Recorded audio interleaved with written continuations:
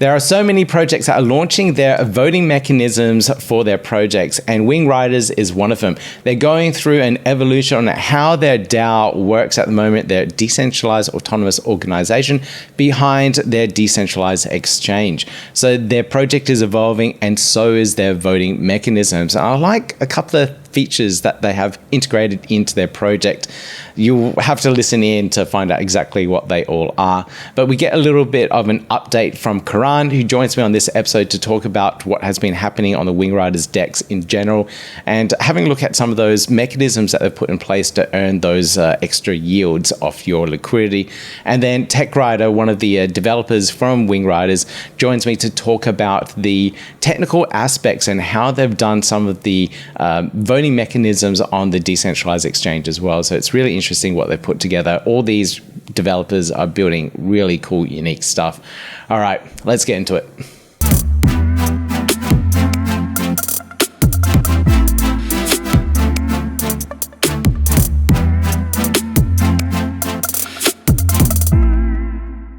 I have the team members here from Wingriders to talk a little bit about how the DEX is going, what we can actually do on it since our last interview. It's been a little while. And also the new DAO and governance structure that is now implemented on the DEX and on the platform. And I'm really interested in learning about how this one works. A lot of projects are doing DAOs at the moment, and seeing more of them having them implemented and allowing users to interact with them is really, really interesting. So Kaaran and TechRider, welcome to the podcast.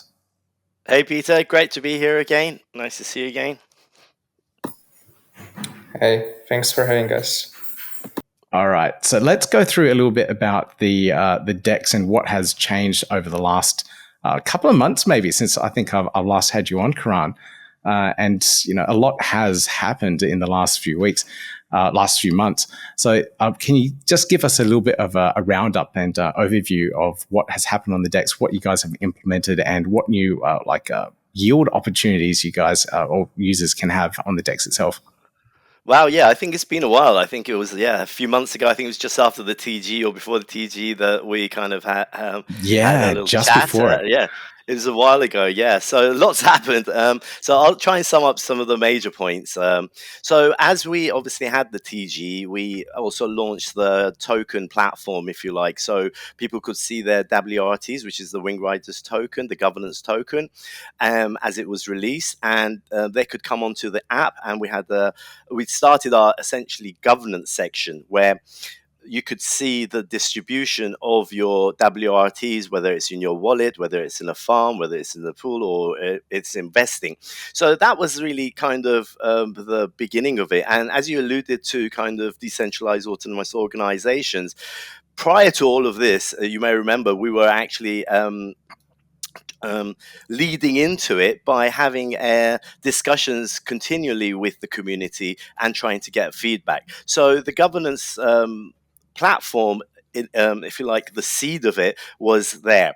So let's whiz forward, and obviously we started establishing some partnerships. We've got over 220 tokens at the moment that you can swap in and out of, but obviously farms are more limited. Currently we've got about 13 farms, but initially all of them were single yield.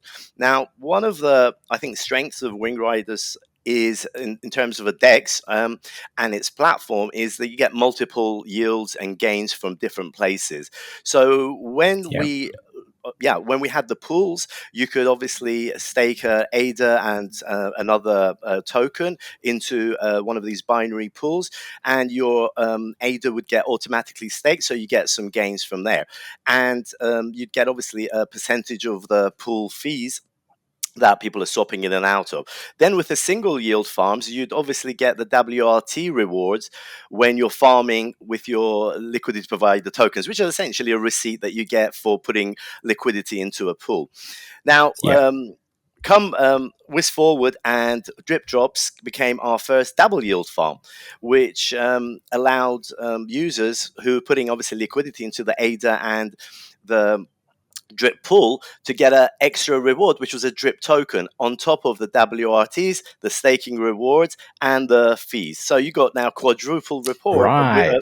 rewards. Yeah. So that's quite a nice little, I suppose, gaining mechanism within a market that's like, plummeting at the moment, and we're deep in, obviously, nuclear winter as we all know it. Now, one of the, one of the other features, just to round off the sort of gains part, is that we then added one of the major utilities of the Wingriders token, which was the ability to if you like, increase the yields that you have. And this is called the boosting vault. So what happens in the boosting vault when you've got, say, these tokens locked in within the farm that has a double yield farm, especially the WRTs are boosted, so you get another boosting WRT reward on top of that. So I think that's quintuple, isn't it? 5 types of gains. Now that's really nice, and quite rare to see on other platforms, because if you've got a token and it's sitting in your wallet, well, it's not doing anything. If you've got it in a pool, and great, you're getting 2 gains. But if you can do this whole kind of series, you're really getting 5 types of gains on a token that, of course, we all know everything's falling, Bitcoin, Ether, and the whole cryptoverse is obviously collapsing. It's nice to get that touch. We added some more partnerships on top of this for the double yields games with Charlie 3, which is a Oracle, and I believe they've just gone live as well, which is great. That's correct. Yep. So, and that's actually the only double yield farm for Charlie 3. So I'd say anyone who's got C3, come to Wingriders and you get all of these gains, because otherwise you're really missing out on that. And obviously we've got Cardashift and NFT Maker as well. So we've got 4 of these double yield farms with the boosting feature that obviously helps give you more gains in terms of WRT. So those are some of the double yield opportunities. But I'll stop there so you can ask some questions. But I can go on forever. We've had many developments. Yeah, I know. Yeah, so we've had these conversations where essentially you just take over the podcast. So I'm sorry about let's that. Just recap that. It's so good. So so you've got the yield farms. I can earn my WRT tokens for various ones. Then I get my ADA staking rewards. So if you have an ADA and WRT pair, for example, so that's 2.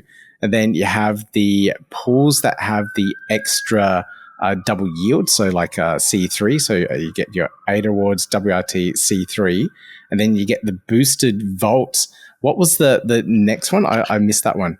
Okay, the boosting vault is an amazing feature. So what it does is, by having a WRT in your wallets, you contribute to the boosting vault. So you're farming as it goes, as you explained it there. So you're farming C3, and boosting isn't available on every farm, but it's got a little kind of thunderbolt next to one, and you can see. So what happens there? So you've got these 4 gains, and you're in a farm, okay, with a double yield. The boosting vault gives you extra WRT rewards by having WRT, if that makes sense. So you essentially put it into the boosting vault, and it gives you some more WRTs on top of the other gains you're already having. So it's really, if you like, a motivation to hang on to the tokens and utilize them, if that makes sense. But so it's a boosting vault. You lock in a little bit of WRT. The sweet spot is not that much, actually. It's 10 to 15 to get the maximum. There's a slider where you can determine, how much more boosting gains you can get. You can play around with that. Or there's a button, you just hit maximize the boost. It's really simple.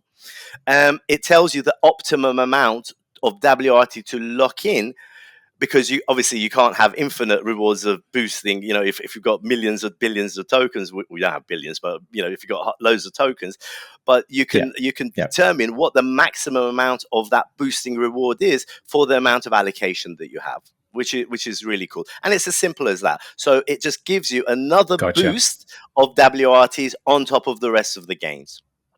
And the great thing is actually, those of you who haven't been on the platform, if you come and have a look at it, there's drop-down boxes where you can clearly see for that epoch, the exact amount of rewards of each token that you get, including the boosting, in terms of percentages, etc. So it's very, very clear for you to kind of have a look at that.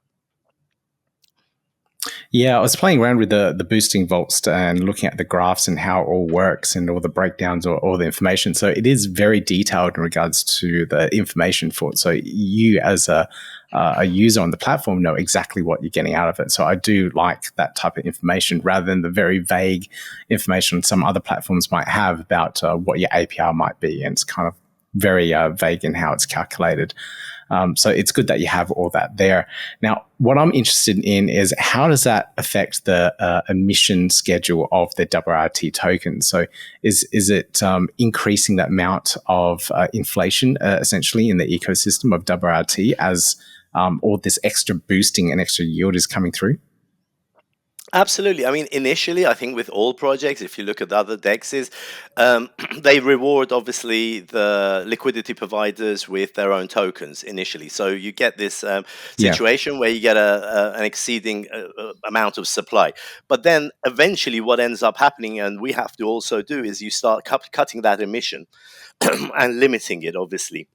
But obviously, when you're locking in tokens as well, that's good. You're taking supply off the market. So that's one. But also what you mentioned in terms of reduction of emission is really important. I mean, Tech Rider might want to add on that in terms of a more technical kind of explanation of how the emissions work. I'll pass over to Tech Rider there. You mean the emissions for farming rewards and how we schedule it and everything? Yeah. Yep, that's right. Yeah, so we look at these emissions or amount of farming rewards every epoch. We look at the liquidity that is in the pools, how many farmers there are, and we make adjustments to keep the APRs balanced, to keep the APRs fair so that we still incentivize users to provide liquidity. But we have processes that every epoch we try to reevaluate and see if we need to make any changes.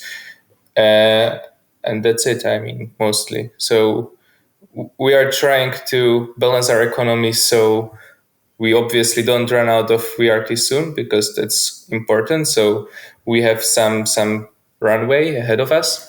Yep. But also to not be mean towards our users, so that they also get the benefits of VRT rewards from providing liquidity. So we obviously try to balance all of these things out. Yeah, I'm trying to imagine like how long it will take for the WRT tokens to be distributed and how much gets distributed each epoch. So I don't know the exact stats on that, and if it's boosted, then I guess the APRs are slightly reduced over time. I'm just trying to work that out off the top of my head, but some graph and information on how quickly that will burn through is I think be useful for a lot of people. Yeah, that sounds like a good recommendation for now. If people want to know, for example, how much VRT we are giving out in rewards each epoch. Yep. It's all, you can always check, how many rewards are there for individual pools, sum it up, and then get like a glimpse into how much VRT we are spending in an epoch for farming rewards. And then we have the tokenomics on our page published, so you can see what is the allocation for farming rewards incentivizing. So It's done beforehand. Yeah. Okay. All right. So that's the way to work it out. I am looking at the WRT distribution overview to try and work out where that all lines in.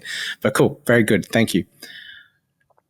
Now, there's some other things that I've noticed on the platform as well, which have been upgraded over the last couple of months. One of them is also the staking mechanism around the ADA stake pools. And there's a constant changing of the various pools that are on the platform at the moment that people can actually vote for to have their ADA staked to. I like this, what you guys done, because it kind of decentralizes the ADA that's being staked in liquidity pools on your platform. Now, how do you users or stake pool operators, I should say, get onto this list so that users can vote for them? By default, people can vote for any stake pool from the Cardano ecosystem, because you can just search for it either by the ticker or the stake pool hash, and you can vote for it. But obviously, the featured stake pools, if we have some requests, we try to listen, but it's mostly about us trying to pick interesting SPOs that we might want to support and trying to go through a lot of them, so everybody gets their chance. Yeah, I could just add to that actually. We actually try to select the smallest ones. That's one of the criteria. The smallest stake pools are generally selected to bring them on top and sort of a lot of top of mind awareness of people to see there are actually other pools that, okay, are small but very kind of, valid, and they should take a glimpse. So that is actually one of the criteria, the magnitude, if you like, of the pool, how small it is. Gotcha. Okay, cool. Thanks for that. There are definitely some good stake pool operators in that particular list that you can vote for.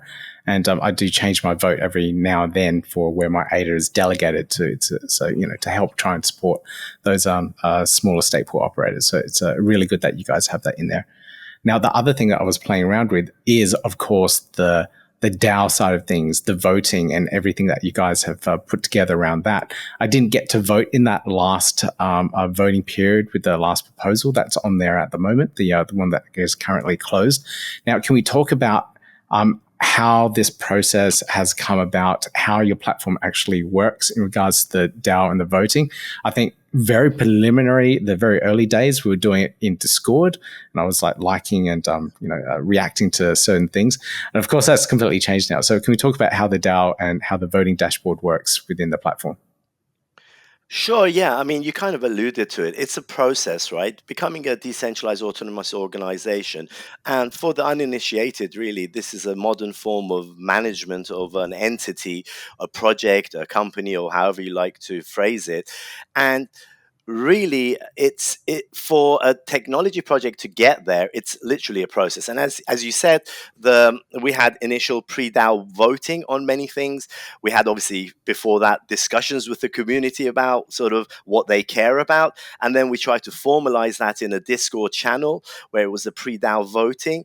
And really, that discussion now has been consolidated in the community.wingriders.com, where it's our improvements platform, which is now used by this DAO mechanism. I'll start from the beginning. So when the team really started thinking about sort of the next stages of development, if you like, for the DAO, it was having a look at the current models that are out there, seeing what's great about them, not just in our ecosystem, but even wider afield, to see what's good and what's not. And then coming back and saying, well, what are the sort of, core principles that we want to integrate, and what's important, if you like, for communities or DAO members. And we found transparency and openness were the two guiding principles of what we really wanted to do. So that really kind of, if you like, steers the whole process from giving proposals, voting, and also obviously counting those votes. And I'll take you through the process step by step. So we have a governance platform. Yep. So if you come to the app, you just hit the governance button and there's voting there. And that opens up the whole, if you like, the whole platform and the dashboard. So that dashboard, you can do everything in one place by just connecting your wallet. Now, I'll come to wallets in a second. So the first process is obviously looking at what elements do you make, if you like, on the chain and what's off chain. So what's on chain, what's off chain. Most of the platforms out there have a combination of both. But the ideal situation, obviously, and the word is there, decentralization, right? What you want to do is to make it as kind of immutable as possible by putting most of the process transparently again on the blockchain, so everyone can see from submitting the proposal to voting and then counting. So come to the proposals.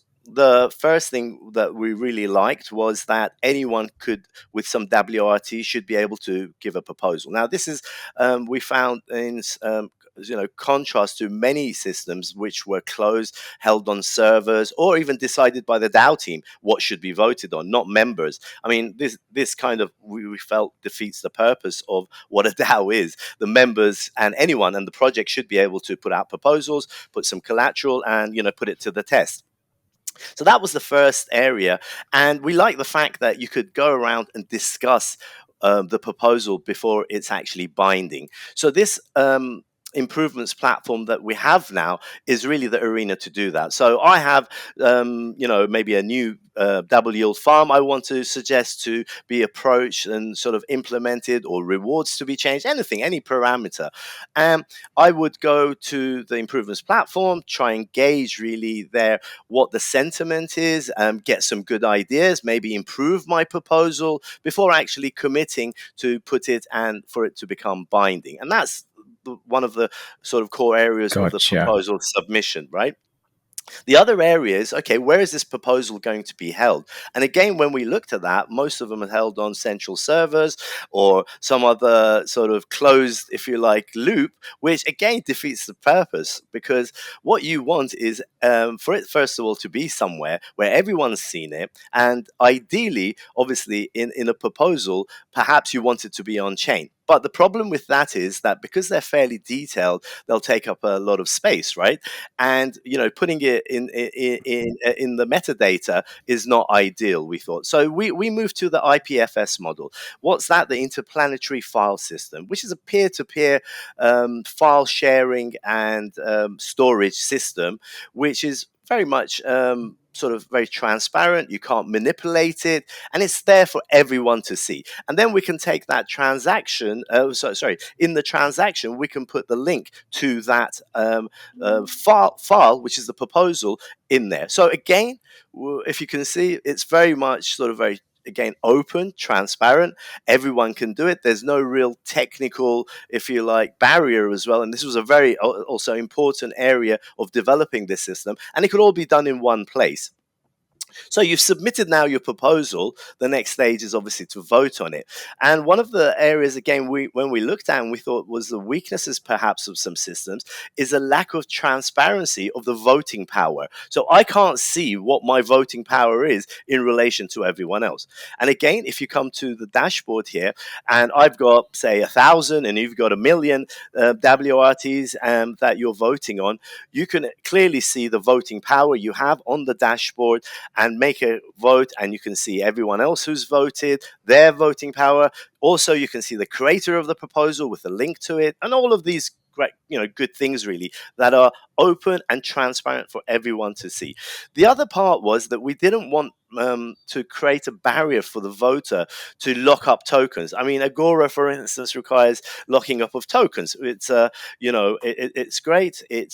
But I mean, you have to lock up the tokens. So if you got tokens locked up elsewhere, they don't count towards the vote. But with the government's dashboard that we have, anything that you have in farms, in pools, anything that's released from vesting in your wallet counts for that. And there's only one transaction cost for a vote. If there's multiple proposals with the same deadline, you can vote for all of those proposals, if it's 10, with one transaction. And we found some of those kind of voting mechanisms required several types of transactions, again, accumulating costs. Okay, ADA is down, but still, you don't want to keep going and signing off different types of transactions in your wallet as well. So it's convenience and cost as well to consider. Finally, we come to the counting. Now, that's really important because this is about how you can verify, what really happened. Again, we found a lot of systems in our ecosystem and outside that are closed loop. So you can't actually verify that really this question out of the proposal won and that the other one didn't win. So once again, we actually developed some with our one, you can clearly see it. It's on chain. You can go check it and you can count it and verify it, and it's easily auditable. But also, there are some tools that we've developed, and we've just recently open sourced it. But I'll let Tech Rider really talk about that. Those tools that we just released as open source, where everyone can verify, count, and makes it easy to pull data really from the blockchain. Yeah, cool. If you could go through that quickly. I've got a lot of questions throughout this process, but yeah, I'd love to hear a little bit more about how the platform's open source and how we can actually verify the votes. Yeah, sure. So the voting verification is relatively simple because we try to construct the voting in a way that it would be transparent and auditable. And what that means is when we calculate your voting power is composed of VRTs or VRT LP tokens, and those also VRTs that you have in farms or vested VRTs. And any sort of VRT that lives on chain lives in some UTXO, and we can always verify if this UTXO belongs to you or not. And this verification is done using your stake key. So when you have something farmed with us, there is a stake key directly in the farming output in the datum saying, yes, this is your farming. And when you have something in your wallet, obviously it lives also behind your stake key. So what we do with the voting transaction is that we actually give a list of UTXOs, which when you sum up the VRTs on those UTXOs, it equals your reported voting power. And because we have this list of UTXOs directly in the transaction, and we mandate that the transaction is signed by your stake key, we for 100% know it is you who is voting, and we can then verify the votes. And that's the second part, and that's where our open source governance audit tool comes in. And it basically just runs an on-chain indexer. It goes through all the transactions, and when it sees a vote, it will check the reported UTXOs in the vote. It will sum up the voting power that hides beneath those UTXOs. And if the voting power matches, it flags the vote as valid, and it moves on to the next vote. And by this, you can verify any vote absolutely individually and transparently. And then the audit tool also gives you like a summary for the current proposal or for the current poll. What's the current status, and when the poll ends, how the poll actually ended. And you can verify all of the data on chain because it lives on chain. Very cool. So in terms of the transaction and verifying, what is in the transaction so that we can know as a user that that particular transaction was for a governance vote? Is there a specific metadata that matches up with the proposal? Yes, so the transaction is really simple.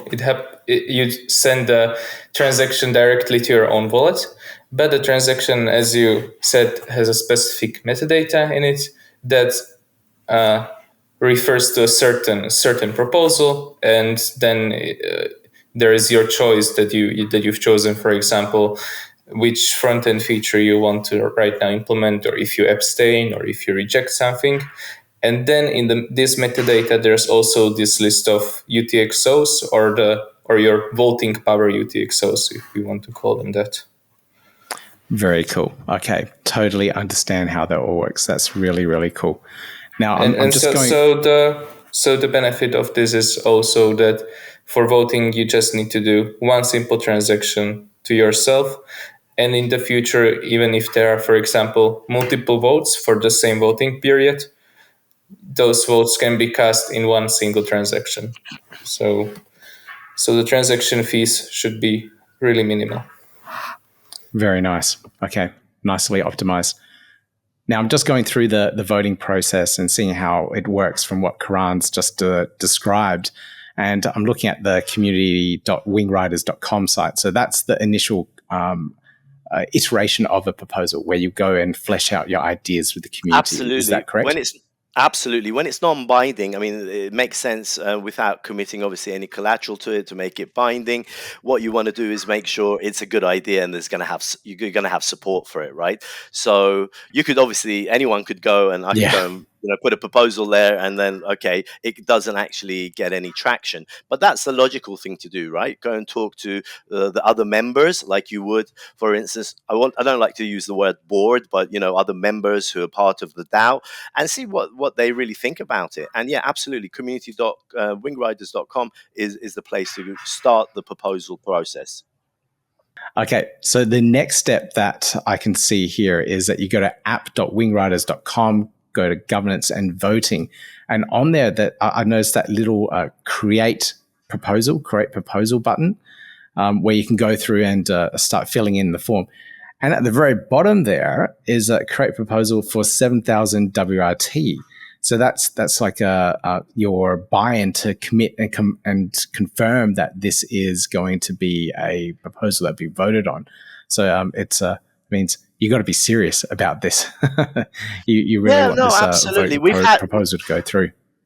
It's a very good point, and we've had community members saying, well, it's quite a lot, to put into a proposal. First of all, if a proposal goes through, it's returned to the proposer. So that's one. Also, the proposer can actually, as part of the proposal, say, actually, I want a reward on top of this as well. And as you rightly said, it's really to prevent sort of getting spammed with proposals, right? And you want people who, or anyone who puts a proposal, including the team, to put something forward that is of interest, is valid, is, not just of interest to people, but of the interest of the project as well, right? And I don't see any reason a good proposal that's been well discussed shouldn't be approved in one way or another. One of the options will be chosen. And in that sense, there's no actual cost.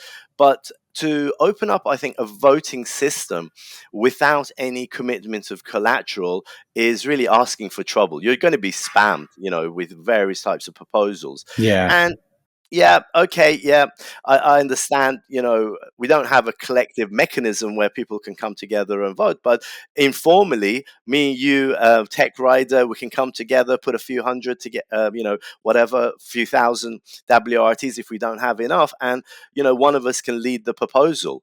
If it's something we believe in. So there's various ways you can do this, but really it's to prevent spamming, it's to make sure proposals are thought through properly before someone actually commits to it, because obviously you're asking people to vote on the future of the platform, right? A major change perhaps, and without that commitment, I just, it probably doesn't work as well, and you get it back. So that's the good part. Obviously, if the proposal doesn't come through, that has to be said, it goes to the treasury, okay, and is allocated. So that's also transparent. But the last point I will say on this, we're still in discussion, we're still in beta, and the amount and the way collateral is taken for voting is still being discussed with the community. And this may change in the future. So I will add that to it. Okay, very cool. I could see like a WRT token is quite cheap at the moment. So 7,000 WRT for some people is affordable, and they can go through the proposal process. But over time, the price of it may increase, and then these proposals will get more and more expensive. So I don't know. I guess it has to come down to the DAO. Like, do you want to keep it at that price or adjust the price of creating a proposal? Because the DAO, the treasury, be worth a lot more in the future. Like, should you keep that price? It's such a hard balance to work out and work out what's the best structure is for that. You're spot on there, Pete. I mean, it's a very difficult decision to make. But the beauty of a DAO is that the members can vote on that. So as we move forward, the community can come and say, well, you know what, we think this should be much lower, or we think it should be eliminated, or we think it should be higher. Or change the mechanism that if it's not approved, maybe change that.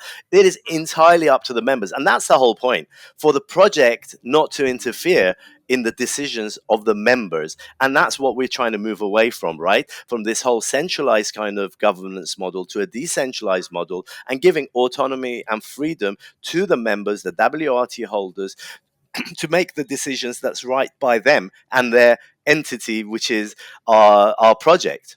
Which is their project now, if that makes sense. So I love that fact that things like this, that when you're running a centralized entity, one person makes all those decisions, and it's open to censorship, it's open to lack of privacy, all of those bad things is suddenly passed on, even though the project team has developed this, is passed on to its members, and you make a decision. That's fine. If you think 7,000 is too much, say how much is enough. But take these things into consideration in a discussion before actually committing and just saying, well, this is crazy. And then suddenly, if you reduce that to zero, and the whole community is getting spammed by perhaps not so credible, if you like, proposals, what do we do then? Then do we revert back? But this may be a learning process that any DAO goes through, right?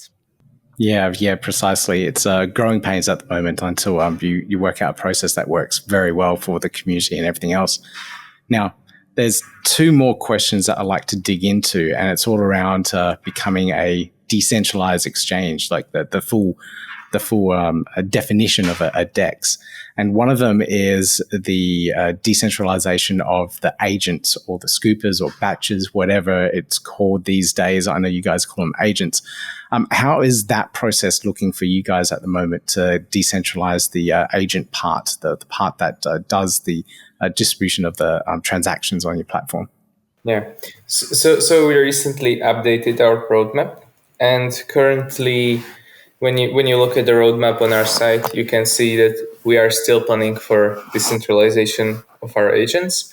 It is planned for 2023,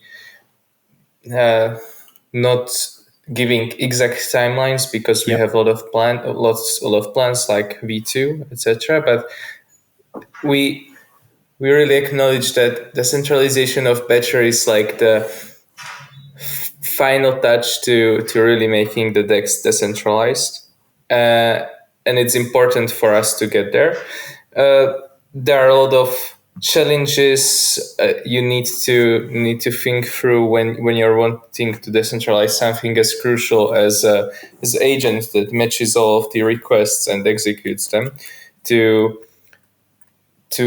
verify that the DEX will be still secure and that people will not do malicious things. I mean, contracts are there in place for it, but still we need to think about people, for example, abusing their powers as agents, for example, censoring someone or censoring some requests. So we need to always think of ways to have power as a DAO to have some control over it. And there are a lot of tricky things you need to do, but we are slowly working on it. And it's definitely still planned, but yeah, it's in 2023. And when we will have some more technical details, we'll share them on our blog.